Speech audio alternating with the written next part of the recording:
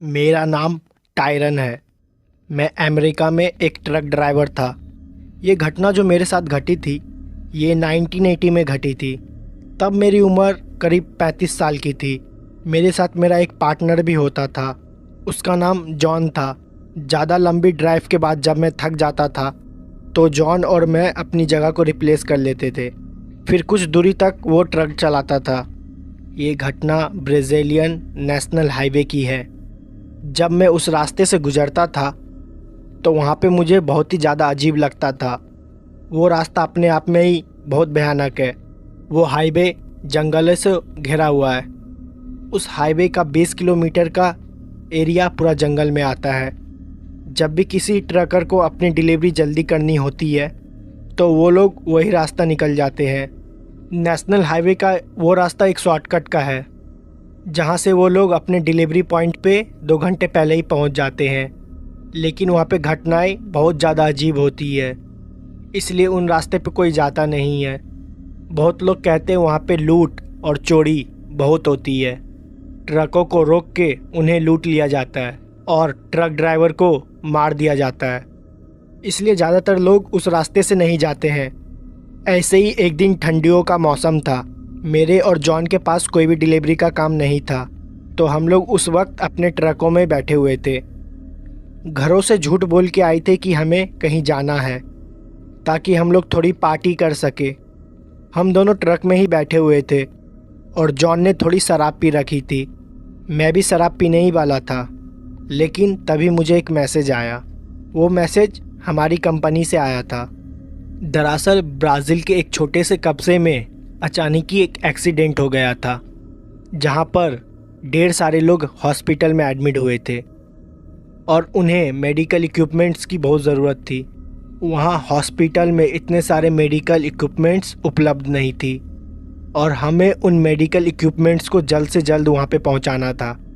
हम सबसे पहले वहीं वेयर हाउस में पहुंचे, जहां पे हमें सारे मेडिकल इक्विपमेंट्स मिलने थे।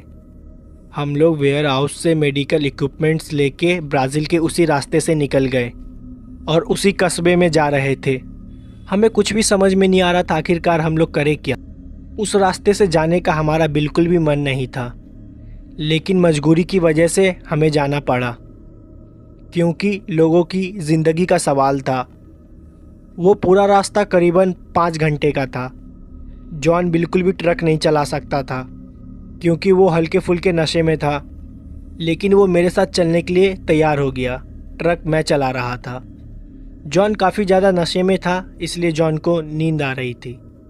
कुछ देर ट्रक चलाने के बाद हम लोग हाईवे के उस हिस्से में पहुंच गए जहां से हम लोग को शॉर्टकट लेना था। शुरुआत में वो हिस्सा पूरा जंगलों से ढका हुआ था। वहां की रोड तो कुछ ठीक थी, लेकिन वहां से थोड़ा अंदर जाने के बाद थोड़ा रास्ता कन्फ्यूजिंग है। हालांकि मैं उस रास्ते से 1-2 बार दिन की टाइम निकल चुका हूँ, तो वो रास्ता मुझे तो बहुत अच्छे से याद था। मेरा बिल्कुल भी जाने का मन नहीं था, लेकिन हमें डिलीवरी जल्दी से जल्दी करनी थी, इसलिए मजबूरन जाना पड़ा। जॉन हल्की फुल्की नींद में था।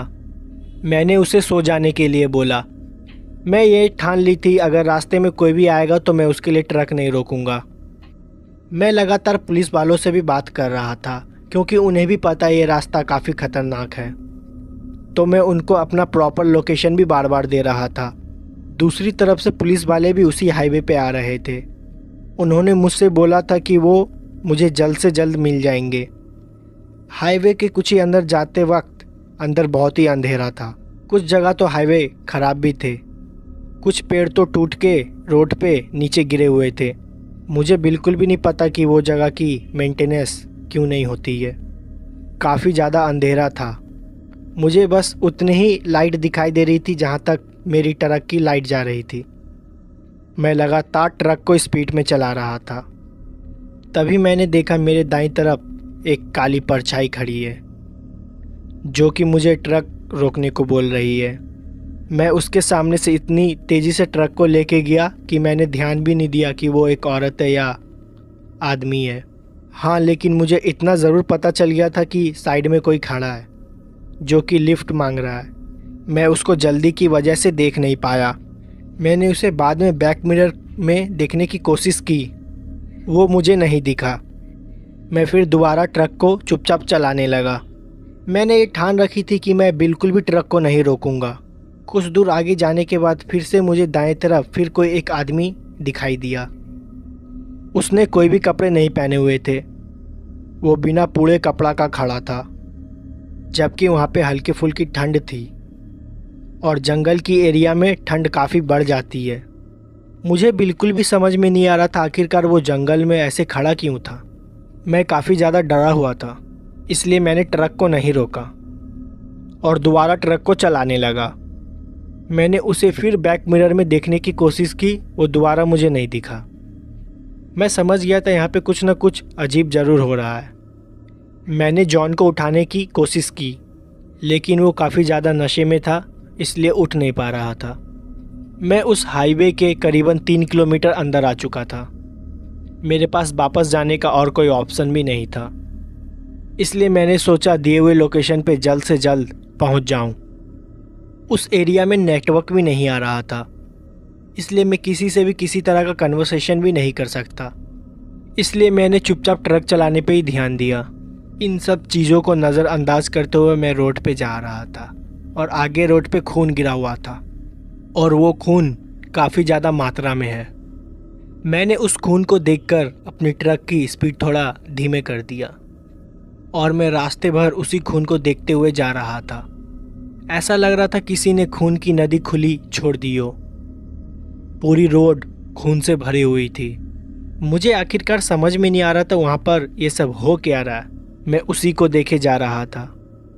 फिर मैं अचानक से देखा मेरे ट्रक के सामने वही आदमी आ गया जो कुछ देर पहले नंगा खड़ा हुआ था। वो आदमी मेरे ट्रक से कुचल गया और पूरी तरह से दब गया। उसकी चिल्लाने की आवाज़ भी मुझे सुनाई दी थी और मैं बहुत ही ज़्यादा डर गया था। मैंने तुरंत अपनी ट्रक को रोका और अपने बगल में बैठे जॉन को जगाने लगा, लेकिन वो उठ ही नहीं रहा था और बहुत ज़्यादा नशे में था। मैंने तुरंत अपनी टॉर्च उठाई और ट्रक से नीचे उतर गया।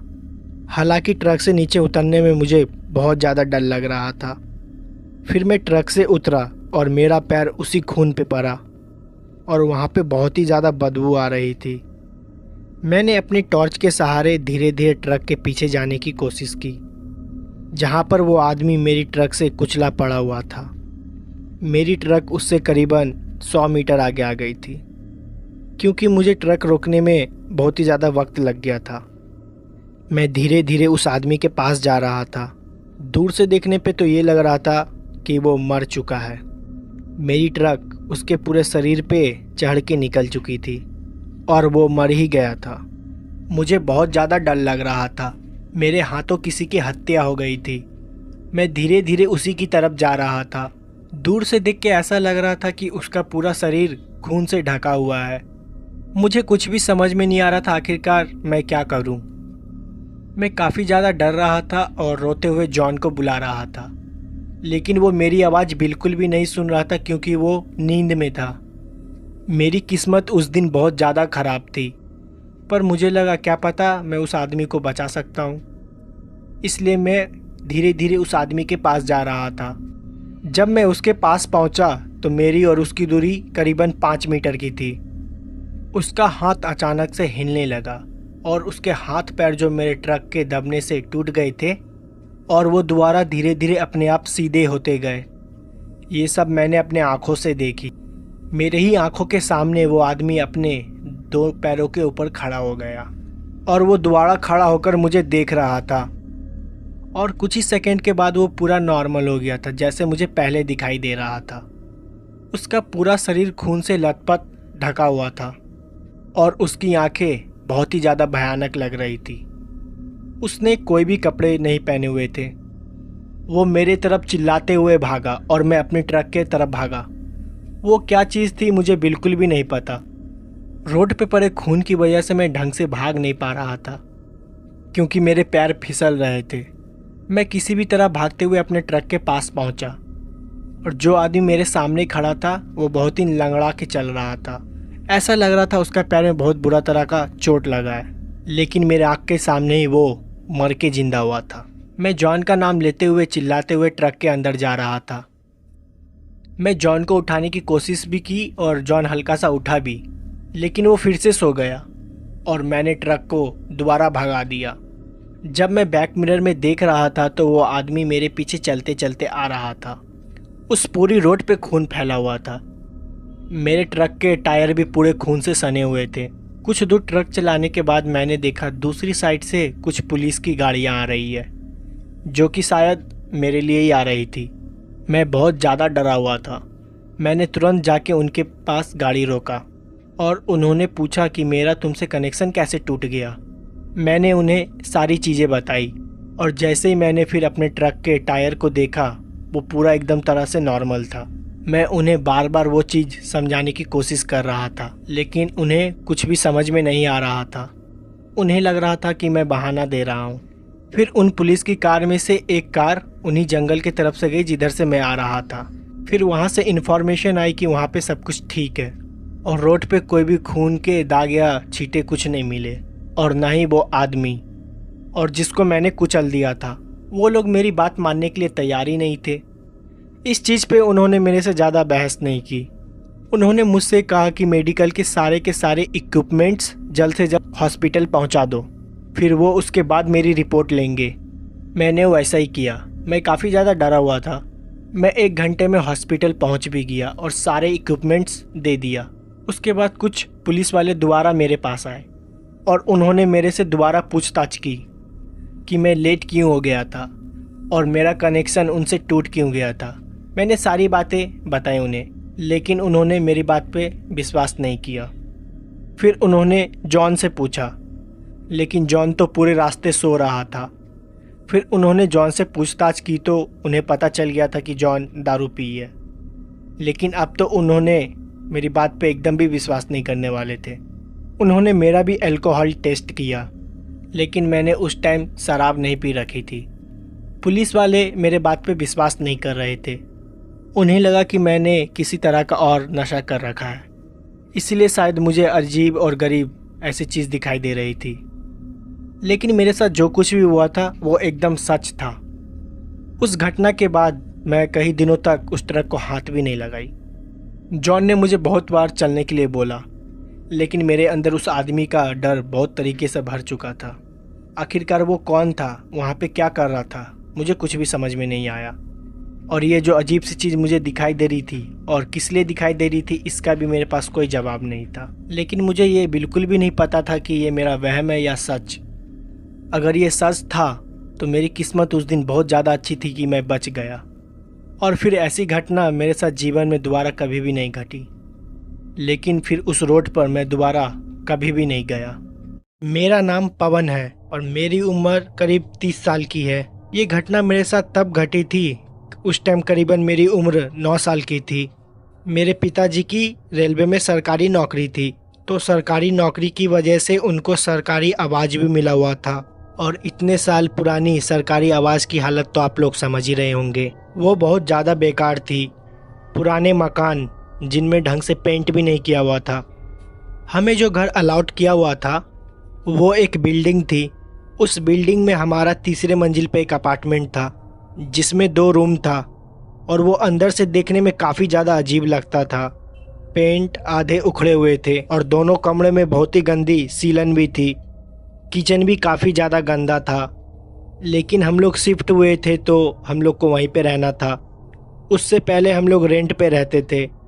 मम्मी भी काफ़ी ज़्यादा खुश थी क्योंकि रेंट का पैसा बचने वाला था। अब उस पैसे को हम लोग नए मकान के लिए सेव कर सकते थे। मुझे उस घर में बहुत ही ज़्यादा अजीब लगता था। जब मैंने पहली बार उस घर को देखा था तो मुझे देखने में ही बहुत ज़्यादा बेकार लग रहा था। वो घर देखने में भूत बंगले से कम नहीं लगता था। हमने अपना सारा सामान शिफ्ट किया। मेरे परिवार में मैं, मेरी मम्मी और एक छोटा भाई था। मैं और मेरा छोटा भाई एक कमरे में रहते थे और मेरी मम्मी पापा दूसरे कमरे में। जिस कमरे में मैं और मेरा छोटा भाई रहते थे वो काफ़ी ज़्यादा छोटा था और उस कमरे से सीलन की काफ़ी ज़्यादा बदबू भी आती थी।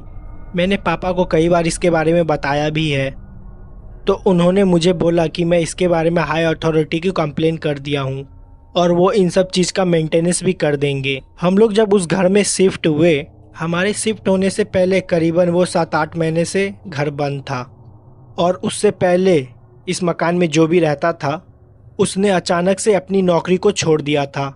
मुझे इतना ही पता था। मेरे मम्मी पापा को इसके बारे में पूरी जानकारी थी। ना उन्होंने मुझे इसके बारे में कभी भी बताया और ना ही मैंने कभी उनसे पूछना ज़रूरी समझा। अब हमें इस नए घर में शिफ्ट हुए 4 महीने से ज़्यादा हो चुके थे। मेरा छोटा भाई और मैं साथ में ही सोते थे। एक बार रात के करीबन 11 बजे मेरे छोटे भाई ने मुझसे बोला कि मुझे टॉयलेट जाना है। मैंने भी उससे बोला हाँ ठीक है चले जाओ। उसको टॉयलेट अकेले जाने में डर लगता था, क्योंकि उस घर में जो बाथरूम बना हुआ था वो घर के काफ़ी कोने में बना हुआ था। तो उसको मैं टॉयलेट कराने ले जाता था। लाइट्स बंद हो जाने के बाद घर में ऐसा अंधेरा हो जाता था जैसे कि कभी वहाँ पे लाइट जली ही ना हो। इतना काला घना अंधेरा। नाइट बल्ब भी जलती थी, लेकिन घर के पुराने दीवार के वजह से काफ़ी डरावना लगता था। इसलिए हम लोग आमतौर पे टॉर्च का यूज़ करते थे। मेरा छोटा भाई टॉयलेट गया और वो टॉयलेट के अंदर करीबन 5 मिनट तक था। मैं उसके बाथरूम के बाहर ही खड़ा था। काफ़ी देर हो जाने पे मैं जब उसको आवाज़ दी तो वो कुछ भी नहीं बोला। वो चुपचाप अंदर बैठा हुआ था। फिर मैंने अचानक से दरवाजे को नॉक किया और वो अंदर डर के वजह से रोने लगा। मैंने जब उससे पूछा कि आखिर क्या हो गया, तो उसने मुझे बताया कि जब वो बाथरूम के अंदर था तो ऊपर से कोई एक छोटा बच्चा उसको झांक के देख रहा था। जब उसने मुझे ये बात बताई तो मुझको लगा शायद वो उसका वहम है, लेकिन वो बहुत ज़्यादा डरा हुआ था। उसने मेरे हाथ को काफ़ी ज़्यादा ज़ोर से पकड़ा हुआ था। फिर मैंने उसको अपने साथ बेड पे ले आया और उसको सुलाने की कोशिश की, पर वो बहुत ज़्यादा डरा हुआ था। उसको पूरी रात नींद नहीं आई। अगली सुबह ये घटना उसने मम्मी को बताई, तो मैंने मम्मी को बताया कि कुछ नहीं हुआ है, बस वो डर गया है। मेरे छोटे भाई का नाम अनुज है। ये घटना 2 दिन पुरानी हो चुकी थी। एक बार अनुज को बहुत ज़्यादा डर लग रहा था और उसकी तबीयत भी बहुत ज़्यादा ख़राब थी, तो मम्मी पापा ने सोचा कि अनुज को वो अपने पास सुला लेंगे। मुझे इसके बारे में नहीं पता था। मुझे लगा शायद अनुज उस दिन भी मेरे साथ ही सोएगा, तो मैं अकेले अपने बेड पे लेटा हुआ था। अनुज उस वक्त मम्मी पापा के साथ ही था। मुझे लगा वो खाना खा के दोबारा मेरे पास सोने चला आएगा। उस वक्त मैं काफ़ी ज़्यादा गहरी नींद में था। रात के करीबन 2 बज रहे थे। मुझे कब नींद आई मुझे पता भी नहीं चला। मैं अनुज का इंतज़ार करीबन 12 बजे से कर रहा था। रात के करीबन 2 बजे दरवाज़ा अपने आप खुला। दरवाज़ा काफ़ी ज़्यादा पुराने हो गए थे। दरवाजे जब खुलते या बंद होते थे तो बहुत अजीब तरह की आवाज़ आती थी। तानी जैसे ही दरवाज़ा खुला अचानक से मेरी आँख खुल गई। मैंने देखा कि दरवाजे के पास अनुज खड़ा हुआ है। मुझे साफ साफ उस टाइम अनुज दिखाई नहीं दिया, मुझे सिर्फ उसकी परछाई दिखाई दी। मैंने उससे बोला कि तू वहाँ क्यों खड़ा है, वो आके लेट जाए। मैं काफ़ी ज़्यादा नींद में था और मेरी आँख भी नहीं खुल रही थी। मुझे बस इतना ही पता चल रहा था कि दरवाजे के पास कोई लड़का खड़ा है और उसकी हाइट हूबहू अनुज जैसी ही थी। मेरी ही आंखों के सामने अनुज भागते हुए दरवाजे के अंदर आया मेरे पास, और जैसे ही वो भागते हुए मेरी तरफ आया मैं अचानक से पूरी तरीके से होश में आ गया। ऐसा लगा कि मुझे कोई ये शायद मेरा वहम था। उस वक्त मैंने इस चीज़ पे ज़्यादा ध्यान नहीं दिया और फिर मैं दोबारा सो गया। करीबन आधे घंटे बाद मुझे ऐसा लगा कि मेरे पीछे कोई खड़ा है, मेरे बालों को सहला रहा है। पहले मुझे ये मेरा वहम लगा, लेकिन सोते हुए जब मेरी आंखें खुली तो मुझे साफ साफ मुझे ऐसा महसूस हुआ कि मेरे पीछे कोई खड़ा है और मेरे सर को पीछे से कोई धीरे धीरे पकड़ने की कोशिश कर रहा है और अपने होने का मुझे एहसास दिला रहा है। मैंने अचानक से उठा और पीछे देखा, कोई नहीं था। पीछे सिर्फ अंधेरा था। मैं तुरंत अपने बेड से उठा और लाइट को ऑन किया। पूरा कमरा खाली था। उस वक्त करीबन रात के 2:30 बज रहे थे। अनुज अभी भी नहीं आया था।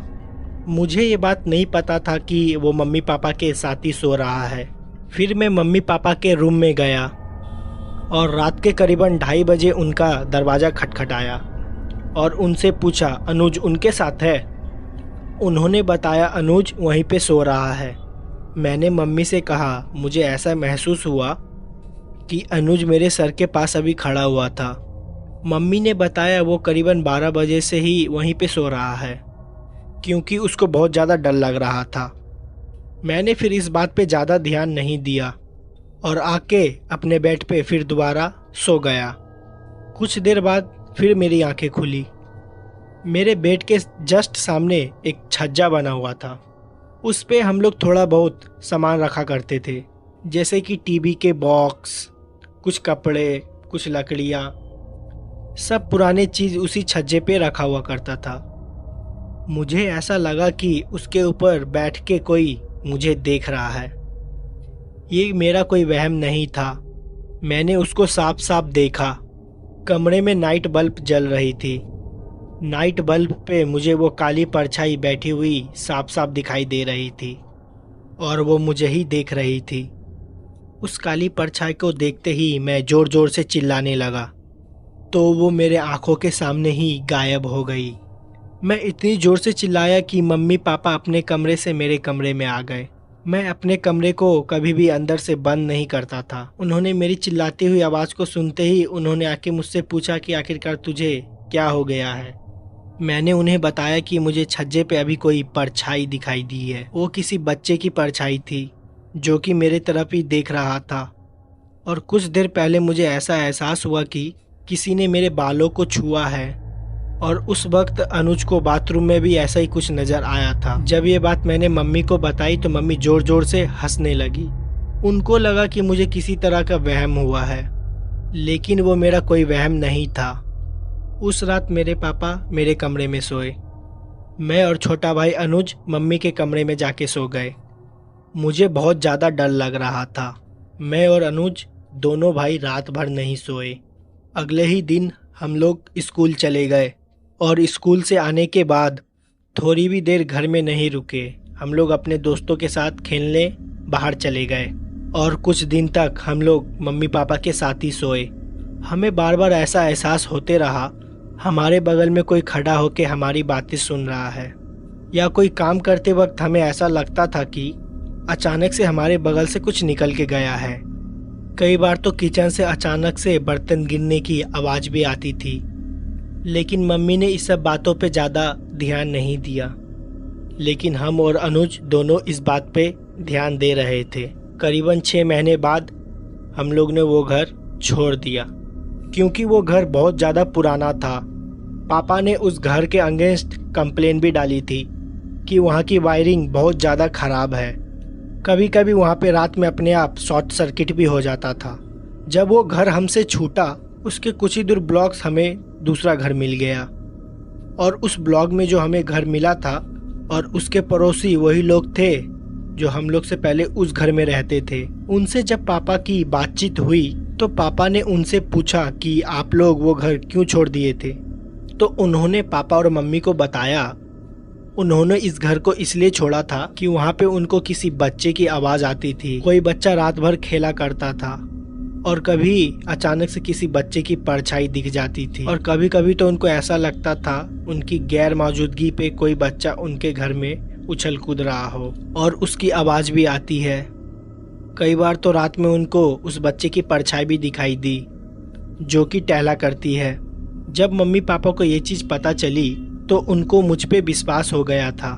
उनको विश्वास हो गया था कि मैंने उनको जो भी बात बताई और मैंने अनुज ने जो भी महसूस किया वो एकदम सच था। वो हमारा कोई वहम नहीं था, ना ही हम दोनों झूठ बोल रहे थे। वो घर कितना पुराना था और उस घर में वो भटकती हुई बच्चे की आत्मा, इसके बारे में मम्मी पापा को कुछ भी पता नहीं चला और ना ही हम लोग ने जानने की कोशिश की। और जब पुराने लोगों से उस घर के बारे में पूछा गया तो उनको भी इस घर के बारे में कुछ भी नहीं पता चला। अब तो धैर्य उस बिल्डिंग को तोड़ दिया गया है और नए अपार्टमेंट बन गए हैं, लेकिन हो सकता है उस बच्चे की आत्मा आज भी वहीं पे भटक रही हो। तो इस घटना में बस इतना ही। अब मैं आपको दूसरी घटना बताने वाला हूँ। मेरा नाम मनोज है, मैं सीतापुर का रहने वाला हूँ। ये घटना 2009 की है। मधु चाची अपना सारा काम निपटा के ही सोने जाती थी। रात में खाना बनाने के बाद वो देर रात तक बर्तन मांज के सोने जाती थी। देर रात बर्तन मांज के साफ सफाई करके सोने जाती थी। हमारा गांव काफ़ी ज़्यादा पुराना था, ठीक से डेवलपमेंट भी नहीं हुआ था। हमारे गांव में करीबन 200 घर थे। 200 घर में केवल 6 नल कुएं के पास बने हुए थे। सरकार ने कई नलों को तो कई सालों से सर्विस भी नहीं कराया था। मधु चाची उन्हीं नल में से एक नल पे रात को बर्तन धो रही थी। वो नल हमारे ठीक घर के सामने था, तो हमें पानी लेने में काफ़ी ज़्यादा आसानी होती थी। हमारे गांव में ढेर सारे बड़े बड़े बर्तन होते थे। मेरा परिवार भी काफ़ी ज़्यादा बड़ा था। बड़ी बड़ी पटरियाँ, बड़ी बड़ी कढ़ाई, कुकर का तो ज़माना भी नहीं था हमारे टाइम में। बर्तन को अच्छे से मांजने के लिए मधु चाची चावल का भूसी का उपयोग करती थी, जिससे बर्तन बहुत अच्छे से मंजते थे और साफ सफाई भी बहुत अच्छी हो जाती थी। वो घर में लेडीज़ में सबसे छोटी थी और इसलिए वो सारा काम ख़त्म करके ही सोने जाती थी, ताकि दिन में उनको ज़्यादा काम ना करना पड़े। मधु चाची की अक्सर तबीयत खराब रहती थी। मेरे चाचा और मेरे घर वाले उनसे बोलते थे कि ज़्यादा काम ना करे, थोड़ा आराम भी कर लिया करे, लेकिन वो बात ही नहीं सुनती थी। अपनी दवाइयाँ भी समय से नहीं खाती थी। बस सबसे ऐसे ही बोला करती थी, ये तो नॉर्मल जुकाम है, बस ऐसे ही ठीक हो जाएगा। लेकिन उनकी ये बीमारी कुछ और ही थी। अंदर धीरे धीरे वो बीमारी बढ़ते चली गई। एक दिन रात के करीब 1 बजे मधु चाची अपना सारा काम खत्म करके आई और जैसे ही सोने जा रही थी, अचानक से उनके सर में बहुत तेज दर्द उठा और वो बेहोश हो गई। उनको सब कोई उठाया, लेकिन वो नहीं उठी। उस वक्त हॉस्पिटल भी हमारे गांव से काफ़ी ज़्यादा दूर में था। हमारे घर से 2 घर छोड़ के एक वैद्य जी रहते थे। उनको तुरंत बुला के लाया गया। वैद्य जी ने जब मधु चाची की नाड़ी चेक की तो उनकी नाड़ी नहीं मिल रही थी। उनकी हार्ट बीट भी बंद हो चुकी थी और वो मर चुकी थी। इतना जल्दी उन्हें क्या हो गया, कुछ समझ में नहीं आया। किसी तरह उनको रात में सब कोई अस्पताल भी लेके गया। अस्पताल पहुंचने के बाद जब डॉक्टर ने उन्हें चेक किया तो वो मर चुकी थी। वजह किसी को नहीं पता थी। काफ़ी कोशिश करने के बावजूद भी जब वो होश में नहीं आई तो उनको मृत्यु घोषित कर दिया गया। उसी रात मधु चाची को सबको घर लाया गया। घर लाने से पहले उनके शरीर को एक गाड़ी में रखा गया था, जो कि शायद लाश ले जाने को काम आती थी। वो वही हॉस्पिटल के पास मिले थे। उनके मृत्यु शरीर को उस गाड़ी में रखने के बाद उसी में चाचा भी बैठ गए थे और मेरे पापा भी। ड्राइवर गाड़ी चला रहा था। गांव के कुछ और लोग थे जो अपने मोटरसाइकिल से आ रहे थे। गाड़ी उसी वक्त रास्ते में चल रही थी। उस वक्त बारिश भी काफ़ी तेज होने लगी थी और मौसम भी थोड़ा ख़राब चल रहा था। अस्पताल से करीब हमारा घर करीब 11 किलोमीटर का था। वो लोग गाड़ी से आ रहे थे। जिस गाड़ी में मधु चाची का मृत्यु शरीर था, उस गाड़ी का टायर थोड़ी दूर आते जंगल में पंक्चर हो गया। दरअसल वो जंगल नहीं था, वो हमारे गांव का आम का बाग था। उस बाग में कई लोगों को पेड़ थे। कई लोग वहीं पे जाया करते थे जब उन्हें फल या किसी अन्य चीज़ की ज़रूरत पड़ती थी। उस गाड़ी का टायर वही बाग के साइड में पंक्चर हुआ था। वहाँ पे ढेर सारे मृत्यु शरीर भी जलाए जाते थे। वो इलाका हमारे गांव का थोड़ा पहाड़ी इलाका था। गांव के अंदर आने से पहले वही इलाका से होके आना पड़ता था, जो कि काफ़ी ज़्यादा बेकार चीज़ थी। क्योंकि हमारे गांव में जब भी कोई शुभ चीज़ होती थी, किसी के यहाँ बच्चा पैदा हुआ या किसी की शादी हुई, तो उसी एरिया से होके ही आना पड़ता था। गांव वाले ने कई बार उस रास्ते को बंद करने की भी सोची, लेकिन कभी किसी को मौका ही नहीं मिला। लोग उसी रास्ते से लगातार आना जाना किया करते थे, इसलिए इस चीज़ को सब कोई भूल गए। गाड़ी पंक्चर होने के बाद गाड़ी के ड्राइवर ने टायर को चेंज किया। बारिश बहुत तेज हो रही थी, उसको टायर चेंज करने में थोड़ा समय लग गया। गांव के बाकी लोग जो बाइक से आ रहे थे, वो थोड़ा पीछे ही रुक गए थे, क्योंकि बारिश बहुत ज़्यादा तेज हो रही थी। उस वक्त उस बाग में मेरे चाचा, मेरे पापा और ड्राइवर और मधु चाची की मृत्यु शरीर ही थी। किसी तरह टायर को चेंज किया। टायर चेंज करने से पहले ही पापा ने ऐसा महसूस किया गाड़ी के ऊपरी हिस्से पे कोई बैठा हुआ है। उनको कोई काली परछाई दिखाई दी, लेकिन उन्होंने इस बात पे ज़्यादा ध्यान नहीं दिया क्योंकि उस वक्त चाचा काफ़ी ज़्यादा परेशान थे, तो उन्हें संभालना ज़्यादा ज़रूरी था। उस वक्त ही गाड़ी को बारिश में हमारे घर ले जाया गया। मुझे आज भी साफ साफ याद है, मैं जग रहा था जब वो गाड़ी आई। पापा और चाचा चाची की शरीर को उतार रहे थे। मम्मी ने मुझे अंदर भेज दिया था, लेकिन तभी मम्मी ने मुझे घर भेज दिया। लेकिन मैं खिड़की से सब कुछ साफ साफ देख रहा था। उनके शरीर को उतार के ज़मीन पे रखा गया और बगल में ही तनके को सुलगा दिया गया क्योंकि बगल में धुआं रहे और आग जलती रहे। कहते हैं मृत्यु शरीर के पास हमेशा आग जलती रहना चाहिए और लोहे का भी सामान कुछ रखा रहना चाहिए, नहीं तो नकारात्मक आत्माएं शरीर के अंदर प्रवेश करने की कोशिश करती है। बारिश काफ़ी ज़्यादा तेज हो रही थी। पूरा गांव एकदम ज़्यादा शांत था। इसके वजह से तो आधा गांव अपने घर से बाहर भी निकल के नहीं आया था। चाची का शरीर बरामदे में ही रखा हुआ था। अभी भी उसमें कोई क्रिया नहीं की गई थी क्योंकि घर के कई लोगों को संदेश भेज दिया गया था। उनको भी आने में थोड़ा समय लगने वाला था। बारिश की वजह से उनको कोई साधन भी नहीं मिल रहा था। उस वक्त घर में मैं, मम्मी, पापा, चाचा और हमारे दादाजी ही थे। हम सब लोग जग रहे थे और उनका शरीर बरामदे में ही रखा हुआ था। बारिश बहुत ज़्यादा तेज हो रही थी और बादल भी बहुत गरज रहे थे। बादल की गरज और हल्की फुल्की रोशनी चाची के मृत्यु शरीर पे पड़ रही थी, जो कि पुराने डबल बेड के चादर से ढका हुआ था। एक एक करके धीरे धीरे सब कोई सोने लगे। चाचा जग रहे थे। चाचा पूरी रात चाची के बगल में ही बैठे रहे। काफ़ी ज़्यादा थकान हो रही थी उनको, जो कि उनके चेहरे पे साफ साफ झलक रही थी। पापा ने चाचा को जाके बोला कि वो थोड़ी देर आराम कर ले क्योंकि कल बहुत काम करना है।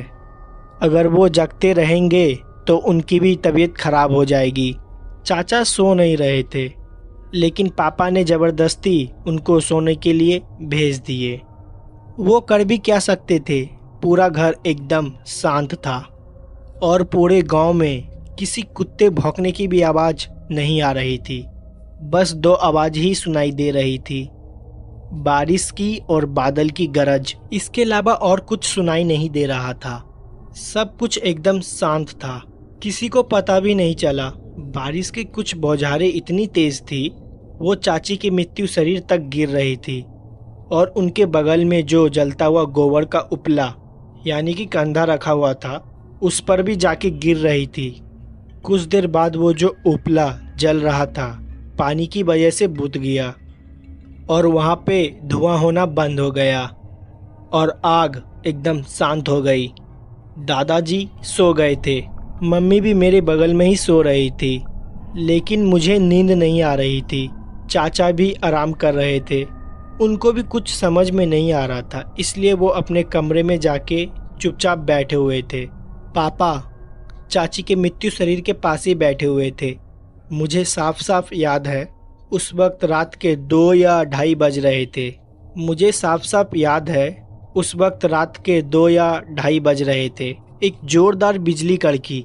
जिस कमरे में मैं और मम्मी लेटे हुए थे, उसका दरवाज़ा नहीं बंद था, उसमें बस पर्दा लगा दिया था और दरवाज़ा इसलिए नहीं बंद किया गया था ताकि किसी को भी किसी चीज़ की ज़रूरत हो तो मम्मी जाके उसे दे दे।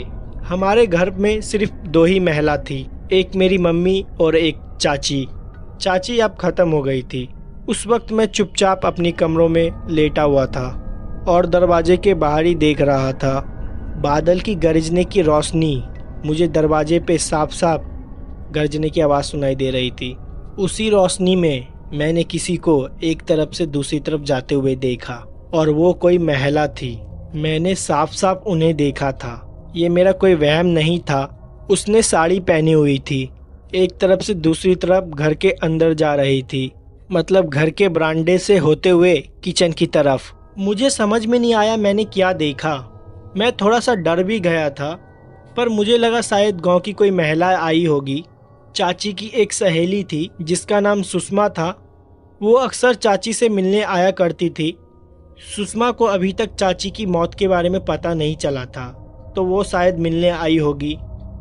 मैं तुरंत अपनी बिस्तर से नीचे उतरा और मैंने सोचा मैं जाके सुषमा चाची को सब कुछ बता दूं, लेकिन वो गायब हो गई।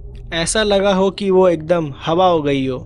मैं कमरे से बाहर निकल के किचन की तरफ जाके देखने लगा। मुझे कुछ भी दिखाई नहीं दिया। मैं फिर दोबारा घर के बाहर के तरफ गया और मैं एक चीज़ देख के एकदम हैरान हो गया। मेरी चाची का मृत्यु शरीर वहाँ पे नहीं था और जिस चादर से उन्हें ढक रखा था वो नीचे की तरफ पड़ा हुआ था। जिस तसले में गोबर के उपले जल रहे थे उसमें पानी भरा हुआ था और मेरे पिताजी वहीं पे बगल में कुर्सी पे बैठे हुए सो गए थे। दादाजी अपने कमरे में सो रहे थे और मम्मी भी अपने कमरे में सो रही थी और चाचा जी ने अपने कमरे के दरवाजे को अंदर से बंद किया हुआ था। उस वक्त पूरे घर में मैं ही जग रहा था। हमारे घर में छत की ओर जाने के लिए एक सीढ़ियाँ हैं। वो सीढ़ियाँ चारों तरफ मोटी मोटी दीवारों से घिरी हुई है। उसमें ज़्यादा रोशनी भी नहीं जाती है, लाइट भी नहीं थी, अंधेरा भी काफ़ी ज़्यादा था। छत पे जाने के लिए जब मैं उन सीढ़ियों से गुजरता हूँ तो ऐसा लगता है कि कोई अंधेरे कमरे से गुजर रहा हूँ। मुझे छत के ऊपर से छत की दरवाज़ा खुलने की आवाज़ आई। हमारे यहाँ का किचन का एरिया जहाँ पे सब कोई ज़मीन पे बैठ के खाते हैं, उसके ऊपर कोई भी छत नहीं है। वहाँ से डायरेक्ट आसमान से पानी चबूतरे पे ही गिरता है। मैं अपने आप को उन पानी को बूंदों से बचाते हुए सीढ़ियों की तरफ गया।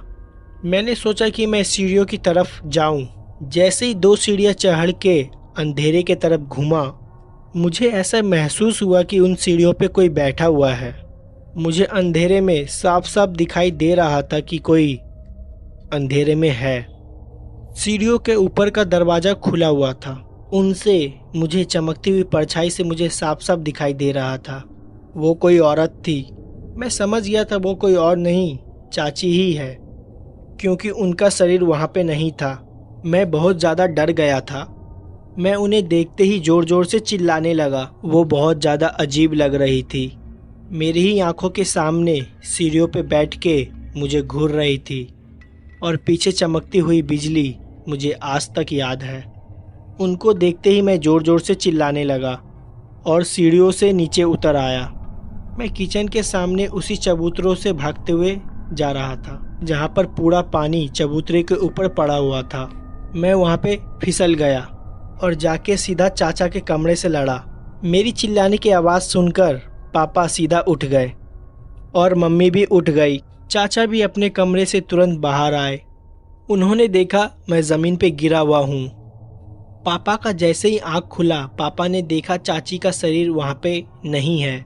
वो सब लोग भागते हुए मेरे पास आए तो मैंने उन्हें बताया कि चाची ऊपर सीढ़ियों के पास बैठी हुई है। मैं जैसे ही सबको ये बात बताई, सब एकदम हैरान हो गए। पापा और चाचा तुरंत सीढ़ियों की तरफ भागते हुए गए। उन्हें वहाँ पे कोई भी नहीं दिखा, लेकिन सीढ़ियों के ऊपर का दरवाज़ा एकदम खुला हुआ था। दोनों लोग छत पे गए और वो देख के हैरान हो गए। चाची का शरीर छत के बीच में ही पड़ा हुआ था, बारिश में भीग रहा था और उनके पूरे कपड़े खुले हुए थे। ऐसा लग रहा था कोई उनके शरीर में घुस के ये सब हरकत कर रहा है। बाल पूरे बिखरे हुए थे, मुंह खुला हुआ था और आंखें एकदम पत्थर की हो गई थी और पलट गई थी। उस दृश्य को देख के पापा और चाचा बहुत ज़्यादा डर गए थे। उनकी हिम्मत नहीं हो रही थी कि वो लोग शरीर के पास जाए, लेकिन किसी तरह ऊपर का नाम लेते हुए वो लोग चाची के शरीर के पास गए। उन्होंने चाची का शरीर को हिलाने की कोशिश की। चाचा को लग रहा था शायद वो अभी भी जिंदा है और उठकर खड़ी हो जाएगी, लेकिन ऐसा कुछ भी नहीं हुआ। फिर चाचा और पापा उनके शरीर को उठाकर उसी जगह पर लेके आए और दोबारा आग जलाई। फिर वहीं पे सब लोग बैठे हुए थे। मम्मी ने मुझे दोबारा कमरे के अंदर भेज दिया, लेकिन मैं कमरे के अंदर नहीं रुक रहा था, इसलिए मैं दादाजी के पास जाकर सो गया। कुछ देर बाद बारिश भी बंद हो गई और सुबह के 4 बज गए थे। गांव में सब कोई जल्दी उठ जाते हैं और धीरे धीरे पूरे गांव को पता चल गया कि चाची अब नहीं रही है। घर के सामने भीड़ लगना चालू हो गई। फिर चाची का अंतिम क्रियाक्रम भी किया गया। और रात को जो ये घटना हम लोग के साथ घटी थी, इसको लेके चाचा और पापा ने किसी को कुछ नहीं बताया। वापस आके दोबारा रात को उसी तरह हम लोग सब एक साथ बैठे हुए थे और आपस में बात कर रहे थे, जो भी कल हम लोग के साथ घटा वो आखिर हुआ क्यों, और आगे ऐसी कोई अजीब सी घटना ना घटे इसका उपाय भी ढूंढने लगे। पापा ने सबको ये बताया, उस रात जब जंगल में गाड़ी खराब हो गई थी तो उनको एक अजीब सी परछाई भी गाड़ी के ऊपर नजर आई थी। हो सकता है कि वो कोई आत्मा हो या कोई भूत प्रेत हो, जो कि हो सकता है कि चाची के मृत्यु शरीर के अंदर घुस गया हो और उसने अपनी जगह बना ली हो। सब लोग ने यही अनुमान लगाया था कि उस रास्ते से हम लोग को कोई भी मृत्यु शरीर लेके नहीं आना चाहिए था, और वही हुआ भी जिसका डर था। खैर, फिर चाची के शरीर को वहीं पे जलाया गया जहाँ पर वो गाड़ी खराब हुई थी। हो सकता है वो आत्मा वहीं पे चाची के शरीर से बाहर निकल के चली गई हो। 13 दिन के बाद घर में पूजा पाठ हुई और पूरे घर को दोबारा शुद्ध किया गया। ऐसी फिर कोई भी घटना हमारे घर में दोबारा नहीं घटी, लेकिन उस दिन से दोबारा मुझे अपने ही घर में डर लगने लगा। फिर जब मैंने अपनी 12वीं पास की, फिर मैं पढ़ाई के लिए अपने शहर आ गया। और ये जो घटना हमारे घर में घटी थी, वो रात मैं अपने जीवन में कभी भी भुला नहीं पाऊंगा।